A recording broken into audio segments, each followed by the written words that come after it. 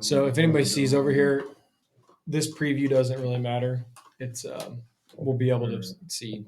Yeah, because the video is actually Widescreen. It's widescreen. All right. So how's everyone's headphones level? Mine's good. Need to go up or down or anything? No, I'm fine. Okay. We're good.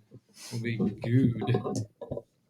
And obviously, I think everyone's done a bunch of press or stuff with microphones, but anything picks up. Is there a cough button or anything like that? I've got one.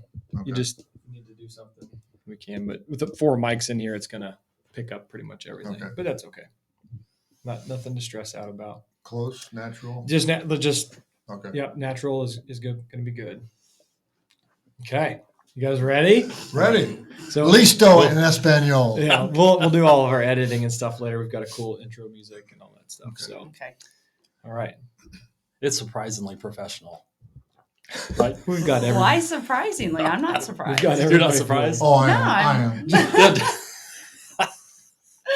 Of course. You haven't been with these guys in the dugout. Oh my gosh. This is true.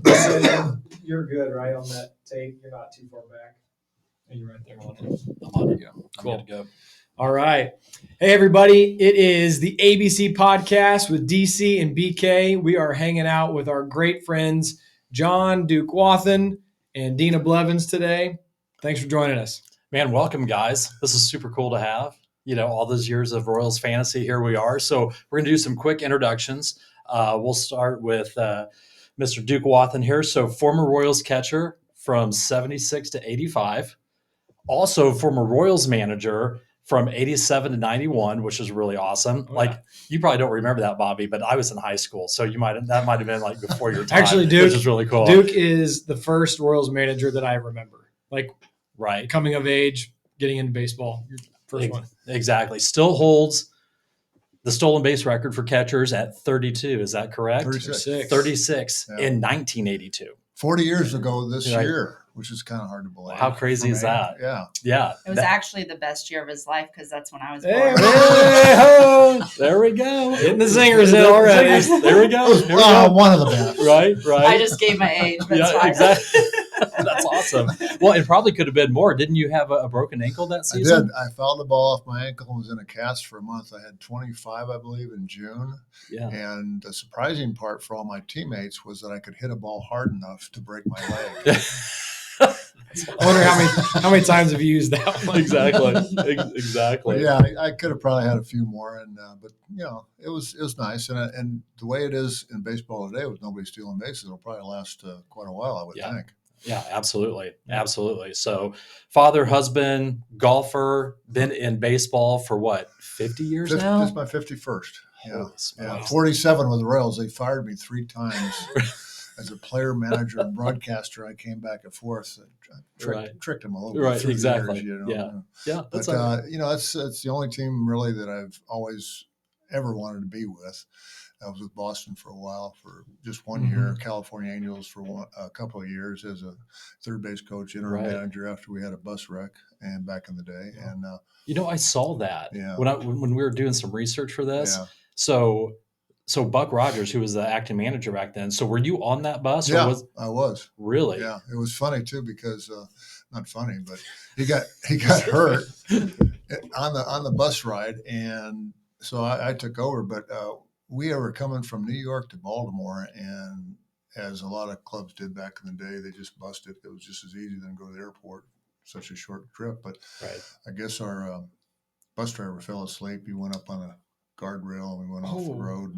But we had a bunch of pizzas that we were eating at the time with red sauce. You're right. Oh, And it went everywhere. So when the emergency technicians came, they didn't know if they should cut our pants off or our shirt off to check the wounds because a lot of guys just had pizza sauce on them. Right. They weren't really hurt. Gosh. So, so I ended up being interim manager, which is the worst job in baseball when it's not your club. You're trying to do what you think the big league manager, the former manager would do. And it was about 3 months and we didn't play very well. You especially don't want that job when it's not a very good team, and we weren't very good. Right, exactly. Here, this goes on your record. Right, exactly. Wow. Yeah, you want it when you have a rock star team. Oh, yeah. For sure. We definitely want to get into some cool stories like that while Yeah. we're here today. Absolutely. And of course, we've got Miss Dina Wathan Blevins today. 18th or 19th season with the team. This is my 18th season. 18th season with the team. Mhm. Wow. Rockstar mom. Mom of fantasy camp, basically, Yeah, right? yeah. I don't know if you've ever exactly. been called that, but I mean, you kind of are. How about badass collegiate athlete, right? Don't talk about that very often. Well, Oh, we're going to talk about it today. We're going right? to. So we've got not only inducted into the Pitt State Hall of Fame, right, as a player Mhm. back in 2013, but we've got MIAA Hall of Fame status 2020, right? That's correct. Right during COVID. So it was perfect because no one Right. knew about it. No one showed up to the event. Dina, we've known you for a lot of years, and you kind of keep that on the major down low. I do. Come on now. Now, I do have to bring up I something. don't. I try to pass it along. I went on the Googles earlier. Check this out. Look at that pic. That's the official pick That's on it. the MIAA website. Yeah, exactly. Oh, that's That my is. favorite one. I have that one on my phone. Yeah, I love that one because that typified how she was and how she played. Yeah, look at that fire. Typical Wathan fire in there, right there, right? Mhm. So that's Right on. awesome. Yeah. So we'll get into all that kinds of stuff today. So thank you very much for being here, guys. DC, Yeah. you want to? Sure. Absolutely. So as we get started here, so how we got to know each other, obviously, is Royals Fantasy Camp, right, which is phenomenal. I was fortunate to go to my first Royals Fantasy Camp in 2012, which was amazing, and that's how we got to know each other. And I think you actually took some catching lessons from, was it Dusty? Yeah, I've got a couple ties to the family. So first of all, back in the late '80s, we've talked about this, the three of us, but back in the late '80s, I was on a t-ball team in Blue Springs, Missouri, and you guys had a house out there on the north side of town, right on the outer road, and you had a baseball field in the backyard.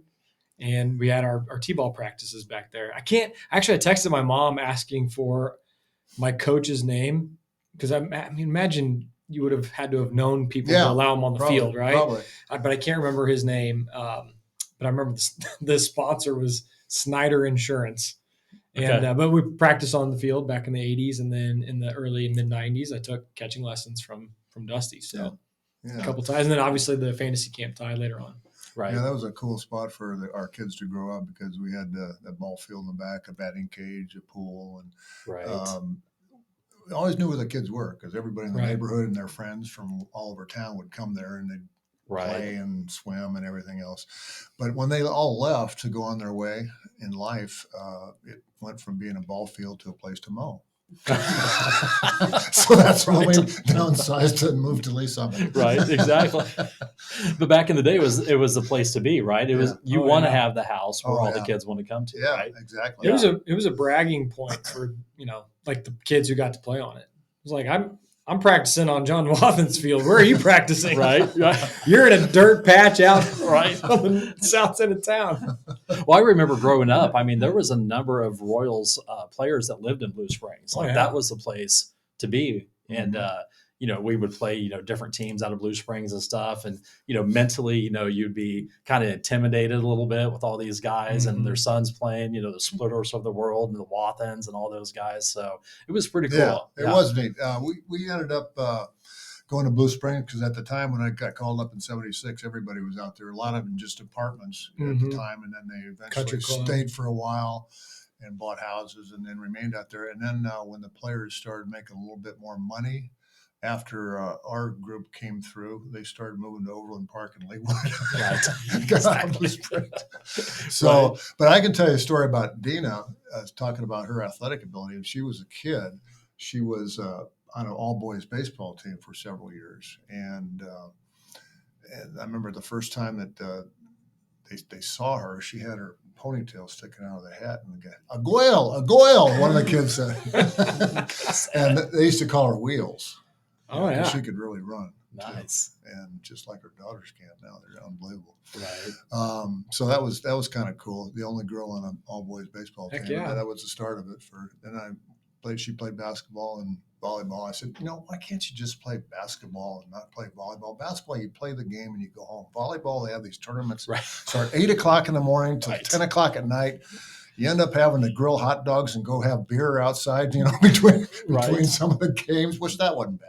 Right. But she said, no, I like volleyball better. And so she ended up going to Topeka. She won't tell you any of this, so I'm going to talk. Sure. Yeah. Topeka for 14 and 15-year-old team. They were really good in volleyball over there, and they won the national championship in 14 and when she was 14 and 15 in Topeka. Wow. So we're in Blue Springs, and I'm driving her a couple times a week to Topeka and back, which was 80 miles each way for practice. I said, you Holy better smokes. get a college scholarship or I'll never forgive you for all these drives. And she did.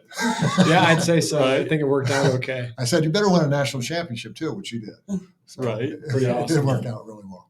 Yeah. That's awesome. That's awesome. So that's how we know each other. And then a little bit more about John's background. It was really cool. We've known each other for several years, but it was really cool to dive in and do some more research on this. So one of the things that, I knew and Bobby and I were talking about. So you were drafted back in 1971 by the Kansas City Royals, 4th overall in the first round. I mean, that's pretty impressive. Well, it is and it isn't. Yeah. It's a little story about that. You guys aren't old enough to remember. Yeah. Back in the day, there was 2 drafts. There was a January draft and a draft in June. The January draft, I'll tell you what I got. Yeah. Jamie Quirk in 1972, June, was a number 1 draft choice by the Royals, and he got $100,000, which is a ton of money in that 72. Wow. I was the number 1 choice in the January draft and got $10,000. So it was mainly a kind of an auxiliary draft for guys who had dropped out of school or had, used up their eligibility, and I Almost don't know like a exactly what it supplemental. was. Yeah, it was But they did it supplemental. first. But Yeah, the January one obviously was first, and so yeah. but The the guys June was- from the year before that. The reason I was eligible for it, I played on a World College Amateur Tournament in Columbia, South America, with a bunch of good college guys from all over the country. And we were gone for 7 weeks. So I dropped out a semester because I had the option of either signing pro and being in the January draft or going back to school. And subsequently, they changed that rule. They didn't want a guy to have the advantage of having, that kind of leverage, which it was Right. great leverage. I got $10,000, right? Right. But that was a smaller draft, and everybody says you were a number 1 pick. I said, so I got to explain much different than June number 1. It's still impressive. yeah. Just roll with it. It sounds Yeah. amazing. That sounds amazing. Well, you mentioned Jamie, your relationship with Jamie and George as Southern California boys, right? Yeah. that relationship, that friendship's been going on a long, long We time. first played together in an instructional league in 1972. George was in short season in 71. He signed out of high school, so I'm 3 or 4 years older now. I was 21 when I signed. And he went to Billings, Montana his first year, and I went to San Jose, California, which was high A at the time because I was a college kid. And then we played, the 3 of us, in instructional league down in Sarasota, Florida in 72. That's when we really got to know each other. And then subsequently played on some teams, prior to George getting the big leagues. I think he was 14 when he got to the big leagues. I was 26 and a half. Right. So we played together for a while in Sure. minor leagues. Yeah, that's awesome. That's awesome. That's awesome. So yeah, I'm sure you have some good stories that we can pull out later on Absolutely. here in the episode. But do we want to let's chat a little bit more on Dina and the fantasy camp and how all that come around as well. Absolutely. Well, I think what we would like to hear you speak about, and then obviously your perspective, is kind of growing up in this baseball family, growing up in a professional athlete's family, and what that was like, brothers, dad, and then of course, I want you to talk about Nancy a little bit. I'm sure that she's got a pretty integral role in the development of your person that you are. Mhm. Well, one good story is everyone in our family, including my mom, has gotten paid by the Kansas City Royals, one way or the other. No kidding. So that's kind of a cool thing. That is cool. Including Nancy? Yes, Yeah. because No kidding. 2 spring trainings, she made breakfast burritos for the clubhouse. And so Really? they were paying her for her. Everyone's got a her paycheck cooking. at some Yeah. point. So That's we cool. all have. Dusty Yeah. and Derek played in Omaha, and Dusty got a couple weeks in Right. Kansas City as a player. So I don't think that can be beat. 5 people in the same family getting No. a paycheck from No, a that's incredible. professional team. Yeah. So what was the dynamic like growing up in this family that's so sports driven, and obviously, I'm sure it was tough sometimes, dad being away, but man, what a cool family that we've had the pleasure to get to know. Absolutely. I think the best thing is probably super competitive, anything and everything. Both my brothers are older than me, 8 years and 5 years older. And so with that being said, they pushed me to do everything. I mean, I was swimming when I was 2, Probably. spitting my binky down to the bottom of the pool and watching it go down and then dive in and grab it. Wow. And so flips off the diving board and all that comes from my brothers calling me names until I did it. Right. Basically. Right. Yeah, big brothers are tough Because Yeah. they were helping to toughen you up a little bit, Yeah, right? yeah. Right. Uh-huh. And actually, that age gap was probably better than maybe a 2 or 3 year gap. They Definitely. were a little bit older, so they wanted to push you a little bit, but I guarantee they probably watched over you as well. Oh yeah, Yeah. definitely. Yeah. But I always wanted to be just like them. So if they were playing baseball, that's what I wanted to do, Yeah. and that's what I did until Dad wouldn't let me play football. That was the one thing. Oh yeah. I said time out for tackle football with my daughter. Right. Right. So that was the one thing. That and wrestling. I couldn't go to. God. I couldn't She's go to. Did you want to? Yeah. You wanted to do everything. Didn't I you? wanted. Yeah, they got to go backstage and meet Hulk Hogan Oh, and Andre the Giant. Nice. And because I was a female, John's wincing I'm like still getting I messed getting it. All Right. these years later, every couple of years this comes up. And I feel bad. you're welcome. A little bit. It was different days back then, Sure. when you were a kid. Nowadays, women get to do a lot of the same stuff men do, but, I'm an old guy, Right. That's different. no, he was just looking out for Yeah, me. yeah. But like I said, I wanted to do everything that the boys were doing. So very competitive. But all the credit goes to Mom, of Yeah. course, because a lot of times she was a single mom and running us 3 kids to all our activities, and being the selfless person that she is. She's amazing. So Dad was always around. In the winter, he coached us all in basketball. Nice. So when he was absent during summer, he definitely was never absent when he was home. Yeah. So That's super I bet cool. that time Yeah. was really precious. It was, and I was one of the lucky ones because I was a player for 10 years. I coached 1 year, went to Omaha 1 year, so I didn't see him as much that summer. But then I came back and managed for 4 years. So I had 15 out of 16 years where at least I was home half the time. Right. Most managers don't live in the same city Right. with their families, so they're away the whole summer. Well, that's kind of unheard of. I mean, even with players these days, right? So I was pretty lucky to Yeah. have that at least, so I could, I'd leave for the park at noon or 1:00 or something, but at least I see him on a daily basis when we were home.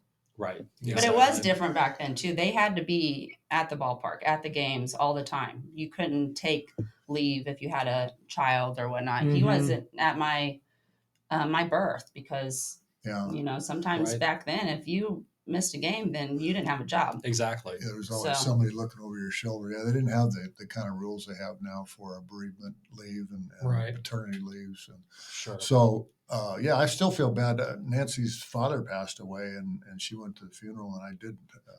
Wow. Just the way it was back Right. there. We're Sure. different, more caring society today, let's say. Sure. Yeah, I think across all industries in the workplace, obviously, especially towards men, right? Like having bereavement, or not necessarily bereavement, but maternity leave and paternity leave now for Mhm. both husbands, wives, Yeah. etc. Yeah. Being able to, or needing to be at the field on a day like those. Well, I wasn't a superstar. I was always looking over my shoulder. Who's coming? Right. Who's coming? Right. I played full time maybe 4 of my 10 years, and I was lucky enough to play the outfield first. So I hung on, and it helped me hang on because we won. We were in postseason play 7 out of 10 years. Yeah. So there's not a lot of changes need to be made when it's working. If it's not broke. If it ain't broke. Yeah. Yeah. So I was lucky to be on a lot of great teams, and that helped me play 10 years. Right. Well, and the last thing Same you want to place. do is be out for a couple days, right? Yeah. And you get some hot shot rookie come up and get off to a hot start, and then you're just like, oh, The old Wally Yeah. Pip thing with Yeah. Lou Gehrig. Yeah, Yeah, right. exactly. So you didn't miss much time, and I think we played hurt a little bit more. Back then, of course, they didn't have the protocols they have today, like the concussion one. Mm-hmm. Right. Oh gosh, You're how out many for a week. concussions do you think you Yeah, played I've with? had. That's why I'm the man I am today. No, the trainer would say, "How many Right. fingers am I holding up?" And if I said 2 and I was holding up 1, he'd say, "That's close enough. Go back in." Oh my gosh. Wow. So through a few. Yeah. Well, we were talking earlier. I mean, from 76 to 85, I mean, you're talking about the most prolific 10-year decade of the Royals. I mean, the teams, the players, a World Series, another appearance in 1980 against the Phillies. I mean, you guys were absolute rock stars for that decade. Yeah, I mean, it was good timing for me to come up that very first year that we were in the playoffs and culminating with my last year of the World Series. So I tell everybody that George rode my coattails for all those 10 years. Did you let him know that? Yeah. We'll send him a copy of this. But yeah, it was a great time. And, the funny thing about that was, it's funny, but a lot of people expected that to happen for years and years when you, in postseason, 7 out of 10 years, a couple World Series. And then we didn't get back in the playoffs for, 29 more years, 2014. Mm-hmm. Yeah. And then finally won again in 15, which was, 30 years later. So right. it took a while. Right. But that's normal. There's a small market team. There's a lot of teams that haven't been in the World Series. Yankees, I saw with their payroll, I think they haven't either been in the World Series or won a World Series in 10 or 15 years now, something like that. Good. Right. Yeah, that was our favorite team, by the way. Exactly. It was funny to lose to them in 76, 77, and 78 when there was just one round of playoffs. Right. Because we just had 2 divisions, East and West. That was so sad because your dream as a kid is to get to the big leagues. And then once you get to the big leagues, you got to play in a World Series, win a World Series. So you don't know how many chances you're going to get. So after losing those 3 years and finally getting to go back in 80 and finally beating them in 80 with George's big home run in Yankee Stadium, that was like winning the World Series for us. I bet. Right. That's the only time I've ever cried in baseball. I was playing right field during the last out. Quisenberry struck out Willie Randolph, and our wives were back behind the dugout in the tunnels leading up to the clubhouse. And man, I was just bawling all the way in because of the emotion of finally going to a World Series. I would have been about 30 then, I guess, in 1980. Yeah, 30 or 31, about that time. So, I mean, you don't know how many more years you got left. I mean, right. You just never know. So let me ask you this. So on that victory against the Yankees, because obviously they were a thorn to us, 76, 77, 78. So what was like the celebration in the clubhouse after a win like that? Like what does that look like? Was a World Series like that you can share? We didn't have, I don't remember if we had champagne or not. We probably did. I think we had champagne whenever we had a championship, but it was and it wasn't. It was because we won. We finally beat the Yankees. We're going to a World Series, but on the other hand, we've got some more work to do here. So it was neat though, and I still feel to this day, had we gone back, we won it so quick, and Houston and Philadelphia went all 5 games at the time. It was just 3 out of 5. We won it so quick. We had 3 days off in New York before we found out whether we were going to Houston or Philadelphia. Okay. Yep. So we didn't get to see the fans and how excited they were in Kansas City. I think it would have been better for us to go back to Kansas City and then fly out. Yeah. And see the fans and, all that, work out at home, then go to either Philadelphia or Houston. So we ended up going to the airport that last game and watching the end of the Houston game with Philadelphia that decided whether we were going to fly to Philadelphia or fly to Houston. Right. And so I remember they had meals on board the charter to fly to Houston. Obviously, Philadelphia was a 15-minute flight, so we had all these meals, and I was disappointed I didn't get a meal out of the thing. I was on Houston. Where's my meal? Right, exactly. Where's my food? But it was. I really think that had a huge part in us being a little flat going into that series. The 3 days off in New York, just sitting around. I bet. We worked out once or twice at Yankee Stadium, but it would have been nice to be in your own bed for a couple of nights. Yeah, and I don't know if it was just an expense or why they did that, but right, see all the fans, come back to Kansas City, see them all lined pump up, you up even more, ready to go for the World Series, So, but anyway, it is what it is. And luckily, we got to go back in '85 and win one, so that's awesome. Worked out. Well, we were having an awesome time watching Game 6 a while ago. Yeah, we rewatched. We did. So it never gets old. We always like making fun of BC's poster that's in his office over there. Yeah, exactly. The George Orta. Yep. First base call. Mm-hmm. Okay, so I know you get asked this all the time, Duke. So with the nickname and everything, but Do you have an impersonation that you could drop on us today? Oh, it's much better when I have a beer. At least I think it's better. I'll be right back. Go ahead. Well, listen and listen tight, Pilgrim. There's only room enough for us to go over this hill for all of us. Yeah, it's much better. It's much better with a walk. I love it. There's not enough room here to walk. Hold on. Right. I've got applause on one of these things. I don't know which one's which. That ain't. That's not it. There we go. That's the applause. You know how I Let's got make it louder. I got that nickname because when I first started in San Jose, there was 5 guys, I think, named John. And so in baseball, everybody gets a nickname, right? Right. And whether it be fantasy camp or Sure. Right. professionally. So, okay, who do you want to be called? I said, well, a big John Wayne fan. We both were born in Iowa, moved to Southern California when we were young. Same initials, JW. I love his movies. How about Duke? So you got to pick it. I picked it. That's because typically you don't get to pick your own nickname. Yeah, exactly. Nice. That worked out well. Yeah, I mean, yeah, That's awesome. whatever. Dina, do you have a nickname? Just D. D. Yeah. Or Wheels Yeah. growing up. Well, wheels. Yeah, obviously. Yeah. Well, let's turn a little bit of focus to you. So let's talk about your current role with the Royals. You've done a lot of different things, being in your 18th season, like marketing intern when you started, right? Yeah, you really dug deep. Your notes. I'm just a Dina Wathan expert, naturally, Exactly. right? So obviously the marketing intern, you've done community impact. You've obviously worked with the alumni group for a long time. So maybe talk about how your position has developed within the organization, what the Royals mean to you, what you're doing today, and how it kind of impacts our community. Definitely. So I did pass up the opportunity to play volleyball overseas to start my professional career with the Royals. And so I did get an internship with marketing.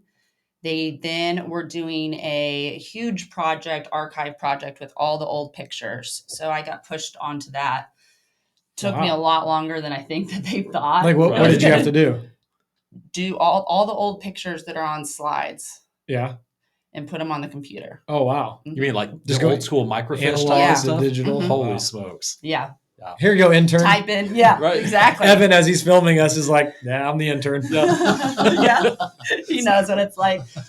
So type in the date and who's on the picture and just Wow. archive all of them. So then they needed the lady who was in my spot, Chris Stathos. How long had she been there? She was in charge of the She was, alumni. I mean, when there was probably only 30 staff members. She was of it. actually my secretary when I managed in the late 80s. Oh, wow. And predated that with doing other stuff for the Royals. So she was probably there, 30 years? Yeah. So she happened to retire, and I was able to just slide in her position in media relations and Nice. with the alumni being my main responsibility. And then I got to go out to Arizona with her for her last fantasy camp and kind of just see how the camps ran. Yeah, because she actually she started it for the Royals, didn't she? Yes. Yeah. Uh-huh. Yeah. A different company did it down in Florida, Okay. is my understanding. Okay. And then she took over when they gave it Made to it internal. Uh-huh. Nice. Yep. So that was my first taste of like what fantasy camp was like and what I wanted to do with it and just kind of the vision of it.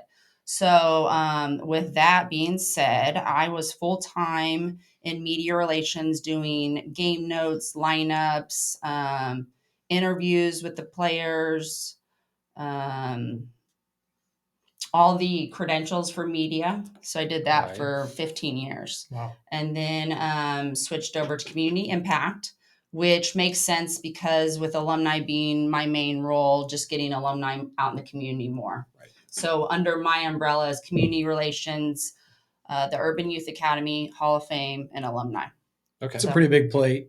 A little bit. Yeah. Right. Yeah. Right. A lot of And Royals Foundations, the charity, that all rolls up into that as well. Yep. Okay. Royals charities. Uh-huh. Nice. Well, Yeah. what better, in my opinion, what better person to have embedded in so many different things that impact not only the organization, but our community? Like you're bred into this organization, right? With the family that we've been discussing. Like I don't know that anybody else could be in a position and own it like you do. Yeah, there's definitely some passion behind it. Yeah. It's And not then- a job. Right. Dude. And then knowing that most of the people that I have to give direction to knew me when I was born. Like George, Right. I always say George Brett was the first man who gave me diamond earrings because I got them from him for my baptism. No kidding. Yeah. So That's a pretty and cool- now that's I'm cool basically story. his boss, is what he says. Right. I'm his Yeah. boss. Yeah. So Right. so that's a different dynamic that probably not other teams have as far as their alumni, Yeah. the head of the alumni. So I think that I have a connection with those guys and the current players more than others can, just because the current players trust me just as much as the alumni because Right. they know that why I'm there Yeah. Right. and the reason behind it. Well, those are the intangibles that no one can see or feel. Like you just know that it's there. People are going to trust you naturally because of exactly what you just said. I'm used to Right. being in the clubhouse, Right. keeping my eyes up. So this is a funny story. This is funny. So in 2012, when I went to my first camp and, we're all changing, Dina's just walking through the clubhouse like it's no big deal. I'm like, oh, wait a minute. I guess this is okay. She's not thinking anything of it. Oh, man. no. I mean, Just been around it her whole life. Yeah. Right. Well, I got to add something to pat her on Please the back do. again. Yes. She won't say anything, but you guys know all the work she puts in for the fantasy camp and Right. how timely she is with her emails and everything. Well, she, for all these years until this year when Ashley helped her out, did this all by herself. And a lot of campers and people don't know that most clubs that have fantasy camp have 4 to 6 people running their fantasy camps. Right. And it's pretty amazing to me. And I'm really proud of what she's done with the fantasy camp. And a lot of people who've been to others think it's the best one around. So anybody who wants to go to fantasy camp out there, you better be quick because it sells out in no time. But I don't know if that's a fault on my end because of a little OCD and maybe Right. some No. issues delegating. No, okay. but you've done a phenomenal job with the fantasy camp. Like I remember the first time I signed up, it was always, I told Liz all the time, right? I was like, it's a once in a lifetime thing, right? That's what everyone says. How many guys have said that? Yeah, exactly. And Guilty. then it transitions from once in a lifetime to as long as I can still walk and catch the ball, I'm going, right? No matter what. So, over the Wait a minute, years. wait a minute. I didn't see you catch anyone like But- that. Exactly. Easy now. Lost I'm some going chops. to be in that older group. You're going to be this that year. 50 and above With these guys, next year. I feel like I'm in the clubhouse right now. Exactly. So that's what I would have said in that particular case. Right. And you know what the funny thing is? So it started out going for baseball, but now it's about going and hanging out with friends, right? Mhm. It's about being in the clubhouse and talking BS and Yeah. giving each other Doing stuff crap. like this. Right. That's what it's about. So, you've done a phenomenal job because now you have like a huge following, and to get 100 guys to sign up and it sells out in 5 to 10 minutes, literally. Yeah. Or less. Right. So I think about like your tentacles. That sounds terrible, but like the tentacles of what Dina is orchestrating with camp and all of the relationships that have come because of your organization. Right. Yeah. Well, and that's what you can't advertise. And Right. that's what I always try to explain to people. And that's why I have the passion for it that I do and always want to put on a good show per se because of these stories. Like you guys have built friendships and I mean, absolutely. the stories that Oh, go yeah. into all that. The alumni have gosh. paid for funerals and right. It's all special. the above. It's very special. And we've literally made some of our best friends later in life through Royals Fantasy Camp because everyone, probably used to play baseball, doing fairly well in life, but just everyone has something in common. Did you guys know each other prior to fantasy camp? Were you already working together at that time? Or? Yes. We knew each other, but for the most part, the other 98 guys that are in the camp, not so much. Yeah. Not I was so very much. lucky that I had one person when I went to camp that I, knew. I knew Okay. DC. We've Gotcha. got a little bit of it. We've known each other for 15 years. Okay. So I was very fortunate. Your first camp, you didn't know a soul. I didn't know anybody. Most people Yeah. don't, right? You've brought back a lot of people, a lot of new people. Haven't Yeah, you? Friends of yeah, yours? exactly. through We've been the on a years? big recruiting trip. Yeah. So, we, yeah, we do every Bobby's time. got a friend, I've a got friend or two coming. 4 guys this that year. are coming to camp for the first time this Oh, year good. that I either went to school with or that we know through real estate in Kansas City. So right. we've got some new campers that are coming. Well, and we even have BC next door that you just met. Yeah. He's on the waiting Is list. he? yeah. Yeah. Well, I got to thank you for bringing Bobby. How much money does he have over there? Not just I can tell him to work harder. thank you for bringing Bobby, who was our MVP last year. Exactly. Oh. Right. MVP. We Yeah. almost won the championship. Yeah. We'll get that this year. Yeah. You know, we're still trying to figure out how we can like stack a team and give it to Dina and just kind of slide it over. But You've never no. tried to do that? Oh, no. Yeah. I think we did that in 17 and it kind of put the squash on kibosh, it. But yeah. no, it's really cool. But I totally get it because now, man, I'm just happy that I'm still healthy and get to go. Oh, yeah. And, you know, other than Bobby, we don't even like request anyone else anymore. Like, let's just go and have, you know, a good time. Yeah. Yeah. So speaking of that, like fantasy camp, obviously it's great. You know, the alumni are there. Does it help? You know, I guess how can people that can't go to fantasy camp, how can they help with community relations with the Royals? What's the impact of camp? Does it have any other reach from besides just being a cool, fun fraternity? Like, how can people get more involved to help our community and help the relations with the Royals? That's kind of a trick question. As far as the money raised from fantasy camp typically goes back to Kansas City from the alumni. Right. So the alumni are always giving $20,000 to $30,000 every year to do some sort of thing around Thanksgiving or Christmas. Thank you. So That's what I you wanted to guys bring are up. giving Yeah. back actually through Royals Charities and the alumni. So we'll do like a Thanksgiving turkey drive or some kind of a gift distribution for Christmas. Very cool. That's pretty Very cool. cool. Yeah. Is there anything else like I know, like, was it a week or two ago? You know, they had some auction stuff on TV. You know, have dinner on the field with George Brett. Dina Things like got that. a lot of that stuff. Yeah. For the auction, they raised a lot of money. That's what we're trying to Yeah. pull out of her to talk about. Yeah, the Yeah. broadcast auction. Well, that was the first time I had ever done it. So I Wow. just kind of got thrown that about a month out and put that together. So luckily through Right. my connections in the alumni and fantasy camp with Bo. Right. So how did it turn out? Were you guys able to raise a decent amount of money? Yes, we raised the most we ever have. That's Wow. that's Mhm. cool. Tell the story. 271,000, I think. Excuse me. Wait, Tell Wait, us- 171,000? that- 171. 600, Wow. Tell the story about how that happened with Bo and that trip. That was Bo's idea. So that I the had hunting? to come. Yeah. Yeah. So it was a pheasant hunting for 2 nights in Wisconsin. And I text him and I was like, Bo, I need your help here. I got this broadcast auction. And so would you want to send something? Would you want to do a meet and greet sometime in Kansas City? And he shot that back to me and said, hey, let's do this. 2 people. I'll be the Uber driver. And Wow. pheasant hunt in Wisconsin. Pick Wow. them up at the Hey, airport. or shout whatever. right here. Right. Shout out to Bo. There you go. Yeah. So that was So, all his idea. It was. It was all his. Mhm. That's cool. And That's then we right, threw in some Bo shoes that he'll autograph. Have you seen the new Bo Jackson shoes? No. That they're blue and black, so for Raiders and Royals. Really? That's cool. Mhm. Or black and blue from when he ran people over. Yeah, on the there you football field. go. And they're all bruised. Wait, I got to ask. So, is that going to be one of our gifts that we get in the locker room during fantasy camp? Shoes? Yeah, Yeah. Bo Jackson Yeah. shoes. Yeah, like she's going to tell us right now. That would be amazing. So, fantasy camp story from this past year. So, Bo was obviously there for a couple of days, and he managed our team with you, George, and Jamie for a couple of days. And he was pitching, as the alumni do sometimes.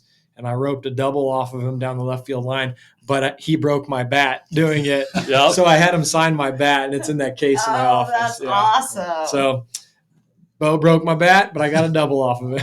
And he That's throws some really amazing cool. batting Oh practice yeah, too. he throws BBs. Yeah, exactly. So I have a question. So do any other organizations who have the fantasy camps, you know, for the older guys like us that come down, act like a ball player for a week, do any other clubs contact you as far as tips and what's working for the Royals? All the time. Okay. Talk about that. Yeah. Yeah. I don't respond. Oh, just keeping it close Are to you the vest. serious? I mean, I'll give like We're the some- best. We want to share. Don't do that idea. It doesn't work.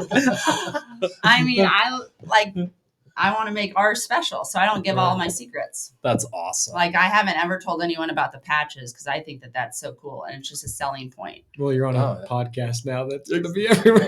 We'll keep it on the fine. down low. Now, That's is fine. it year 10? They'll know it was the Royals idea Yeah. first. So Now, is it doesn't year matter. is it year 10? Do they make the Fantasy Hall of Fame? Yeah, I'm just so we asking have for a Clark. friend. friend. Are you Asking coming up? for a Are friend. you coming up on it? It'll be Couple more in years. 23. Yeah. In 23. You're 9 this year. Yeah, This that's is your 9th special. camp. Yeah. So we have Clark. We'll have 3 now. Byron Strom, Clarky. Alan Fushman. Yeah. Gaylord. Yeah. And Why don't we have this and for Clarky. the alumni? I've been to every one of them. And I've got a great idea for the Hall of Fame Really? this year. Ooh. Yeah. Are we talking like a permanent case in the locker room or something like that? No, but we're gonna start a trophy and put the alumni's names who win. So we're gonna start from this year will be the first year. Okay. And whoever wins, and we'll probably just keep it What do you at mean, the who stadium. wins?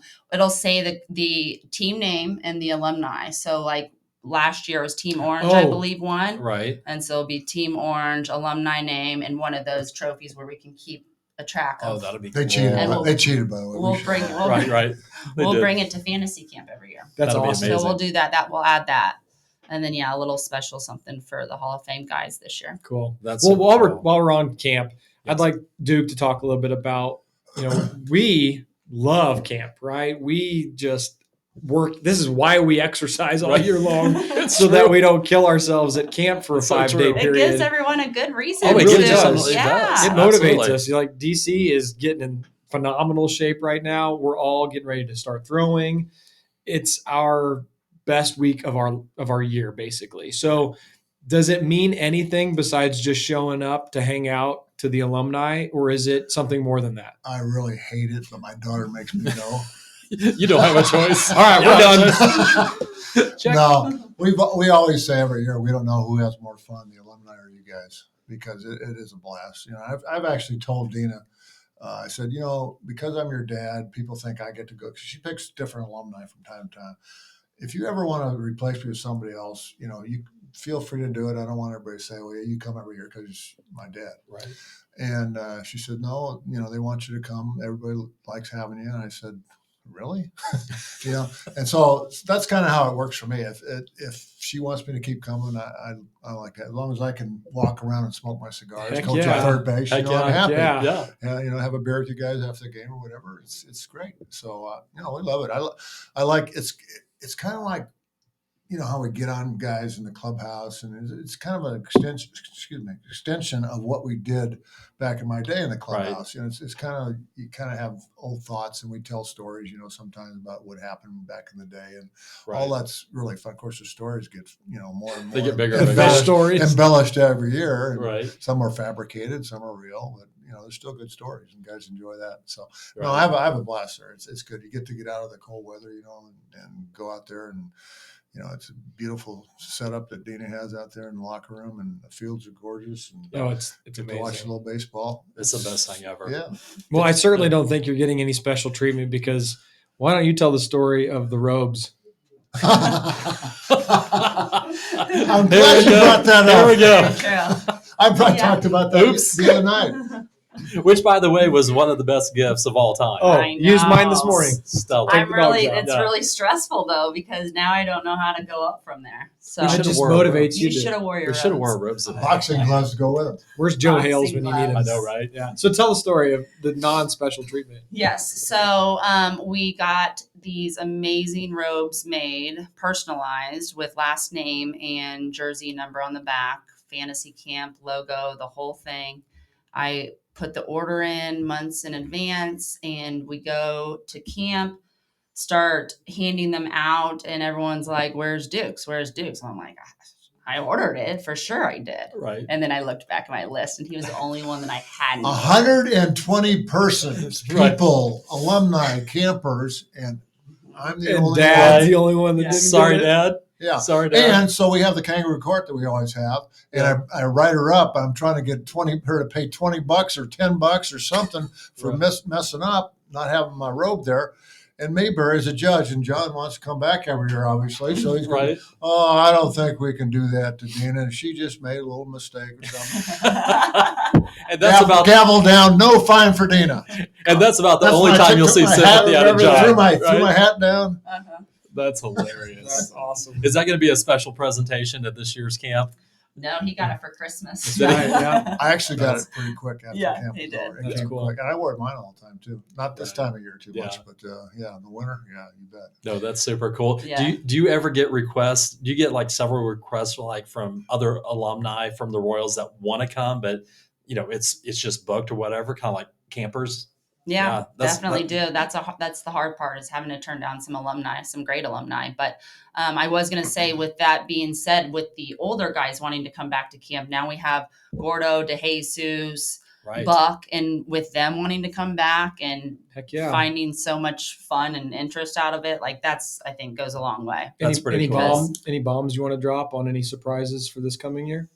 No. Any nuggets at all? So Any you're, hints? so you're Any saying, hints? so you're saying with all these dude guys coming in, the over 70 crowd are going to be shoved off into a barn, Well, in a barn somewhere. I mean, I With do the rest of need the to cattle. incorporate some younger blood. Right. Well, you know what? You could just go to, because I know none of the players would have any issue if every team had 4 or 5 coaches. Yes, exactly. Right. Yeah. Of alumni. You could always. Then I wouldn't make any money for Royals charities, right? Also true. increase the price. Without You know, raising the price, yeah. That is another thing that's been kind Yeah. of cool the last few years, when she added guys who probably couldn't physically do it anymore as bench Oh, yeah. coaches, That's a and they great still wanted to idea. come and be involved, get the uniforms, go to all the functions. I think that was a great idea. It increased the ability of some guys to be able to come and say, "Oh, I can't do that. I'm Yep. too old to do that." Mhm. What made me even reach out to older guys that I know in my circle that said, "Hey, I know you don't want to play, but here's the option if you want to be a bench coach." So I think I'm certainly not the only person that does that. So just by having that option available, it just increases the awareness, which obviously increases the benefit that we can reach in the community. Yeah, So Exactly. yeah. Exactly. So you kind of Yeah. talk about, leading. You're talking about the camaraderie in the clubhouse, and fantasy camp kind of reignites that for some of you guys. As a former manager, so this podcast is not just about Royals or baseball or real estate. We like to incorporate as much about leadership as possible, because we have a lot of community leaders that listen to this podcast. So as a leader of a ball club, especially coming from the fact that you were peers with a lot of the guys that you led and managed, Mhm. what was that like? I mean, you went from being essentially peers on an even playing field to then being the boss. Yeah, really different, Bobby, because I played with them in '85 in the World Series. In '86, I got released the last day of spring training. I was a 26 guy, and they asked me if I wanted to stay on. I still had 2 more years of my contract, and they asked me. And I got my 10 years in, won a World Series. I wanted to stay home with the family. Said, "Do you want to be an assistant coach in the bullpen? Catch a little bit and help out Jim Schaefer, who was our bullpen coach." I said, "Yeah, that sounds great." And then Dick Hauser got sick at the halfway point of that year. That was '86, and got the brain tumor at the All-Star break. They discovered it, and so I moved to coach first base the second half. And then John Sherrills, our general manager, asked me, "Do you want to manage in Omaha next year?" I said, "Well, yeah, I've always kind of wanted to manage." Funny story about that, going backwards. When I first got the big leagues, I played for Whitey Herzog, and he told a writer one time, after 2 years in the big league, he said, "That guy's going to manage one day in the big leagues." No kidding. Yeah. Wow. And so that I had never thought about it. Then I was just worried about my life in the major leagues and staying for as long as I could. Right. So, but at that point, it kind of made me think about what he had said. I said, "Yeah, I'll go manage." So I'm hoping I can manage in Omaha for 2 or 3 years to gain some experience before coming back to Kansas City. It won't be the players I played with there anymore. So Billy Gardner gets fired. He took over for Hauser. He gets fired in August. So I had a week to go in the minor league season, and they called me and said, "Would you come up and manage?" Well, knowing I probably wasn't ready, would like more time. You still don't turn it down, because you might Never, not it's get going to another come up opportunity. again. Right. But it's funny, you say you don't turn it down. Hal McRae actually was asked first, and he turned it down. And then he followed you, And he obviously, followed me. right? Yeah, he decided later that he wanted to do it. Wow. Yeah. Right. So, yeah, I got called up, and 7 guys I played with were on the team. And, I called them in the first day and said, "This is going to be kind of awkward, but, I'm the manager now. I need your guys' help. You guys got to help me out here." And we're all on the same page as far as wanting to win again. And let's try to do it. But it's different. It's still different no matter what you say or do. If you guys have any ideas, come on into my office. Let me know what I might be doing wrong or what we could do better. Sure. So it was a little bit different. Yeah, it really was. But it worked out. We won 91 games, I think, or 92 games in 1989. And back then there was no wild card. Exactly. We finished Yeah. 9 Mhm. Right. 9 games back in our division to Oakland. So, winning 91, 92 games. Yeah, Right. nice job. Well, and there was only 2 divisions Yeah. in each league, right? Yeah, East and West. Yeah. That's So there all. wasn't no central The division. best 3 out of Yeah. 5. And then, oh, by the way, going back to 85 when we won, a lot of people listening to this podcast, and you guys probably know what I'm thinking, but in 84 was the last year that only round of playoffs, the American League Championship Series and National League Championship, was 3 out of 5. That's right. That's right. The very next year, it became 4 out of 7 when we beat Toronto. So had it been 3 out of 5. before, we were down 3 games to 1 to Toronto. We wouldn't have gotten the World Series in 85. Wow. That's right. That was the very first year. Wow. I do remember that. Yeah. Well, kind of staying on that same track, you said you had those conversations one-on-one, I'm assuming, when you brought in those players that you Well, first of all, I did all of them together. Okay. The day I got there, I flew in. We were playing in Denver. Denver was AAA at that point, Denver Bears. And so I flew in from Denver to Kansas City and went right to the ballpark and brought them all in and started talking to them about, what the deal was. I said, I'm probably not ready for this, but I'm going to do my best and try, and I need you guys' help. So from a leadership standpoint, do you think that having that true, just honest conversation, did that make the transition easier? How awkward was it? I mean, did anybody push back? Because I think no matter the industry, a lot of people get promoted or they start a business, they hire their friends, and then they've got to be the boss. That's a tough thing for a lot of people. For the most part, everybody was pretty good. There was a couple of situations that came up along the way, but so you have to tell George to listen up. No, George was great. George was great. George is the easiest guy in the world to manage. Absolutely. You take the lineup card. When you make a lineup card, most guys that manage start in the middle of the lineup and put the first guy, the best hitter, usually third. So I always start with the number 3 hitters, Brett. Either first base or third base at the time. I actually had him in left field at Fenway Park. I don't know what I was thinking. Right. He still says he threw somebody out at the plate, and I don't remember. I don't think I realized George ever had an outfield appearance. Yeah, it wasn't much. You didn't have to move too much in left field and Fenway. Yeah, stand there and wait for the ball to come off the wall. Right, throw it in. Yeah, that's fine. But it was, Bobby, again, to stress, difficult situation at times, yes. Would I do it again? Yes. It created good opportunities to go coach other places after I got let go, like every manager does. Coached in California and with the Angels, and then with Boston, and then came back to work in the minor leagues and learn how to scout and work in player development. I did base running, batting, outfield in the minor leagues, and now I basically just work part-time and evaluate some of the guys in the minor leagues. I just travel once to each of our 4 clubs, our four full season clubs. Nice. So it's been a great gig, and several times when I got let go from different positions, I was able to kind of worked out for the best.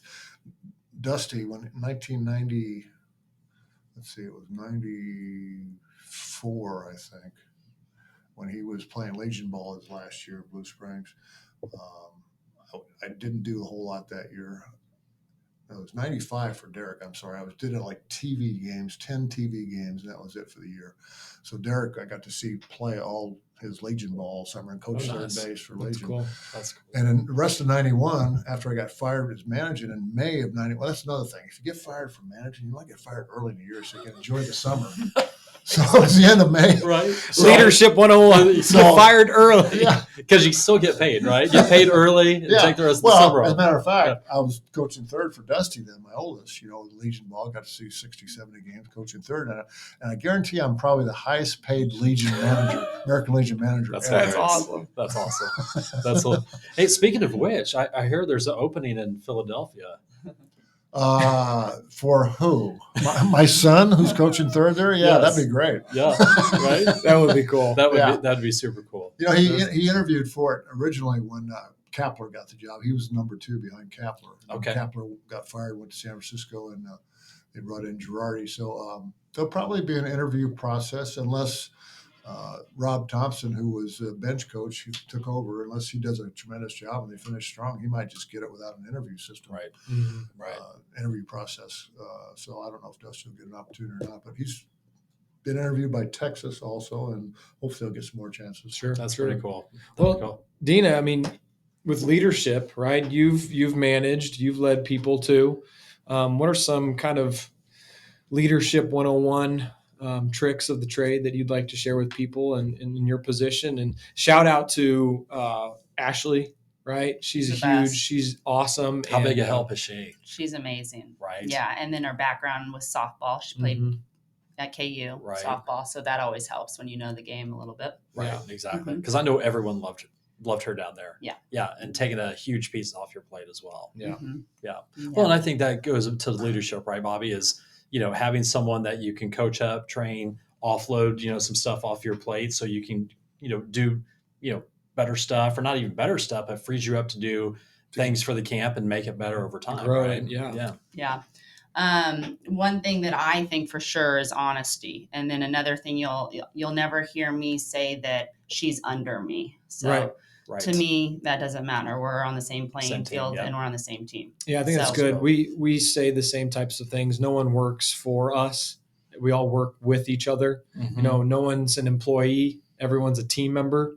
I mean, I think that stuff is really valuable when you constantly preach that and you own it and you live it. Everyone can say the key, the key hot words like synergy and we're a team, right? Like everyone can BS on that stuff, but if you don't live it day in and day out, then your team members can just see right through you. It's a big team, and don't call us bosses, right? That's Right. funny you Yeah. say that because we were always taught, especially when I started managing, that whenever you talk to a writer, it's always we and us and not I and me. Yeah. Right. And when you talk about the team, and I remember Ewing Kaufman, he was amazing, our original owner, at treating all his employees the same and calling them my associates, whether he was a custodian or whether he was a CEO Yeah. for Marion Laboratories back in the day. They were all his associates. Mhm. And a lot of them made a lot of money by him giving them stock options. Oh my gosh, for we've years. heard a lot of stories. Yeah. Tons of stories. So he was a great leader. But Yeah. he mastered the art of the people business, though, didn't he? Mhm. He made everyone feel special, Yeah. brought everyone in, and look what he did for Kansas City. And giving back to the community. Absolutely. Big time. Yeah, Mhm. exactly. But one thing that my dad taught me early on is treat everyone the exact same. So no matter if it's the person cleaning the toilets Yep. or the CEO of the company. Well, my mom was big on that. She raised 3 boys by herself, and she said, you always got to treat people the way you want to be treated. Golden rule, right? You That's know? it. And it's pretty simple, really, when you think about it. It's just not enough people do it all the time. What a transition, because the name of our podcast is the ABC podcast, and it stands for Always Be Cool. And that's just our way of saying live by the golden rule. Just treat people with integrity and respect that you Yep. want back on you. And so always be cool. So that is our company mantra at Summit Lending, and we preach that day in and day out. So Right. I'm glad you That's shared perfect. that. We started that from day one. We have all these acronyms. It's always be cool. Treat everyone the same, right? Because we're in the customer service business. But if you walk around, it's almost like a locker room. You see all these different sayings that we have, like the TNT, it takes no talent, and our core values are all over the place. Mhm. So there's never any question or anything of what we expect from people. And probably very similar to what you guys do in the baseball world is everyone knows what to expect. You're all there to win and do it in a very cool way that you never throw your teammates underneath the bus, right? Definitely. Yeah. Well, I can tell you guys have a lot of passion for what you do too, and Yeah. and that's my number one word when I talk to minor leaguers or anybody that says, "How do you get to big leagues? Or how do you stay? Or what do you do?" I said, "It's hard work and passion. If you don't have a passion for what you do and enjoy going to work every day, and I've been at it 51 years now and tell people all the time, I don't know what I'm going to do when I grow up and have to get a real job." Right. I heard you say that a couple You of know, times. That's Yeah. awesome. So, because I've loved it, every bit of it. There's some down times. With family things that you miss and getting fired a few times and stuff along the way. But it's part of the deal, Right. and you still got to love it. You bounce back, and as I said, when I got to coach both my boys, because I was like, as they say, in between jobs at the time, and got to spend all summer with them their last year before they went off to college. Watching them play baseball, help them coach. That's super cool. And I Yeah. think with the young professionals, just believing in themselves is the biggest thing too, because all you have in the end is yourself. So you got. That's what I tell my daughters when they get in the car after a game. Like, it doesn't matter if I am proud of them; they've got to be proud of themselves. Yep. Exactly. The mental part of development, especially for young people, is so important. So honestly, you did a perfect segue. So with your role that you've had with player development and scouting, et cetera, how much of someone's abilities, mental, physical, passion, their ability to lead, how much do those separate things play into the overall kind of perception of a player on how they are going to develop and move on to the next level. Because I think what happens in baseball can translate again to so many different industries or jobs Sure. based on those things. It's huge, Bobby. If when I go in to see a player, I only scout our guys that we have in the minor leagues. If I don't know a guy very good, I'll spend some time with the coaches and just give me a rundown on this guy. What do you think? Does he want it? What's he got in here? Mm-hmm. And that's the hardest part for a scout, is to know what's in here. Mm. Because the analytics tell you a lot, what a guy's done in the past. The media guide tells you what he's probably capable of each year. It's not very often that a guy's going to go from 3 home runs to 30 home runs. Right. So you've got that to look at. And, I can tell the guys in the game and how they act in the locker room. I'll give you an example. I'd be shocked, and this isn't a very good example because he's a very good player and hitter, but Vinny Pasquantino, who everybody's clamoring for in Kansas City, Right. Get him here, let's go. Yeah. And Bobby Witt's the same way. He was the same way off the field and on the field. But Vinny is a locker room rat. He loves to be in the locker room. Mm-hmm. He loves to be with his teammates. He pumps guys up. He's always making fun of himself. He's a big guy, 6'4", 250, and he's just. You can tell he just loves being at the ballpark every single day, and that's what you look for. Right. Because if they have the ability to hit the ball and catch the ball, or pitch the ball and throw strikes, they're probably going to make it. But the really good ones have to have a passion for it. Well, so I use that word all the time. Yeah, they got to have the heart. Why don't you talk a little bit about how that translates to our business, hiring for? Yeah, I mean, we do exactly the same thing. So we tell people all the time that they got to have the heart and the passion. We can teach them everything else, right? Now they might have certain skills, and then we can fine tune those skills, in the particular businesses that we're in. But if they don't have the heart and the work ethic, we really can't do much from there. Right. And I can really see that from a baseball perspective. You have all these analytics and all these measurements out there, but it's really hard to measure that heart, kind of like the NFL Combine. Oh, yeah. You hear all these stories of these guys going to NFL Combine. They're just freaks of nature when it comes to the physical ability. Yeah. But when they go to a pro camp and put on the pads, and if they don't have the heart, they flame out. Right? Well, we do a tremendous job with the Royals when we scout kids. The amateur area scout, they call them in-home visits. When they go see a guy, they've seen him play 3, 4, 5 times, get a relationship with the player before he signs, before he gets drafted. And then they go in and meet the family. They talk to people who have coached them. They talk to teachers. They talk to the mother and father, if that be the case, and really get a good feel for the kid before we give them a lot of money to sign. And, Right. and I'm not just saying the number 1, number 2, number 3 picks. We try to do that with every pick and have the scouts really get to know every single kid that we're going to possibly draft. That's good. Right. I mean, and most people wouldn't know that, right? We Right. would have no idea. I'm hearing what they're talking about for baseball, and I'm thinking this is exactly what we do. Right. When we hire and we interview. We can get a let's just say a loan officer, right, who's got great stats, who does a ton of loans, right? And they look on paper like they'd be a great fit. Oh, let's bring them onto the team. They'll really help the business.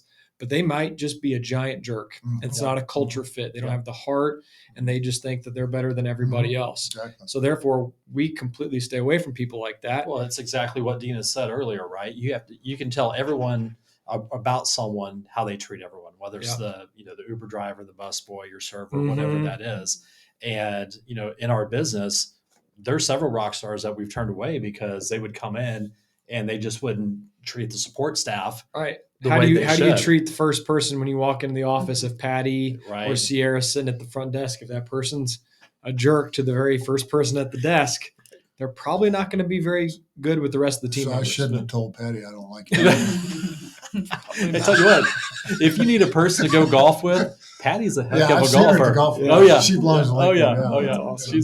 She's amazing. That's cool. Thank you for that input on leadership and the mental aspect and the heart, because I think that's kind of something that gets lost in translation sometimes when you think about growth of all organizations. Yeah, big time. I mean, you got to have good people, and Dayton's done a great job of doing that. He doesn't like hiring people that won't fit in, and that's why so many people have stayed a long time here in Kansas City with the Royals, because he's so loyal to them, they're loyal back at him. Sure. Yeah, absolutely. So before we wrap it up, any other cool stories you want to leave us with?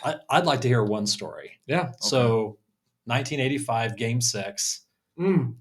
get into, you thought you were going to come in as a possible pinch runner. Is that A correct? little, In Game little 7? earlier than maybe you I did. did. Right. Well, I got called in from the bullpen. Right. I knew that with the kind of year I had with the bat, it wasn't a pinch hit, and I could still run. Right. Right. So I'm thinking we get Sundberg on second, and actually Hal McRae walked to push him to second, Right. if I remember right. Mm-hmm. And I'm thinking, okay, I'm going to pinch run for Sundberg. And then he says, no, go to first base. So I'm thinking, well, I don't know if he wants me to break up a double play or score, on a double or what. Right. So I'm thinking in my head, why am I not at second base? I should be at second base to, a ball that's questionable in the outfield. I know I could score him faster than Sundberg. Right. So as it turns out, he scored anyway with the head first slide and everything. It worked out Right. and everything, but I was a little bit surprised by that. And, I don't know if it had been different, what I would have done. Maybe, but I don't know. But I just felt I would be the guy on second base there. Duke, you were so fast, you probably would have already scored. You wouldn't have had the slide. Yeah, already. you would have ran. Well, it I was getting a little older then. I might have just went from second base right over the mound, Right. straight home. Yeah, but you got in the game yeah, in Game 6, yeah, that was which is cool. pretty incredible. Yeah. I mean, That's a great you story. literally had a front row view of seeing that whole thing Yeah. unfold, which is Yeah. really cool. Yeah, that was and then 80 the same way in the playoffs and the World Series, and it's can't have a better view than on the field. Yeah, that's Right. amazing. Dina, you In got the game. any funny stories or cool stories you want to share about camp I or got a- growing up? I got a Brett story. You can think of one. All right. So talking about George, wasn't married for a long time. I think he was close to 40 when he finally got married. So he'd come over a lot for dinners. A lot of times we didn't have any food in the clubhouse, so we'd sit around and have some beers after the game, and then I'd call Nancy and say, we're coming over and cooking out 12 o'clock at night. We'd have a barbecue.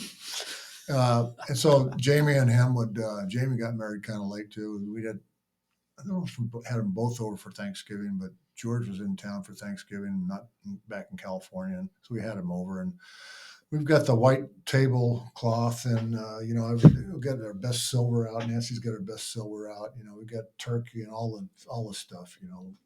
Nice red wine and everything. And George, we had peas, and so George is blowing the peas up in the air and having them go like this, and he's teaching our kids how to do that. There's peas going everywhere all over the floor. Like levitating the Right. pea. Yeah. Right. And then George says, Duke, give me a little more of that wine, will you?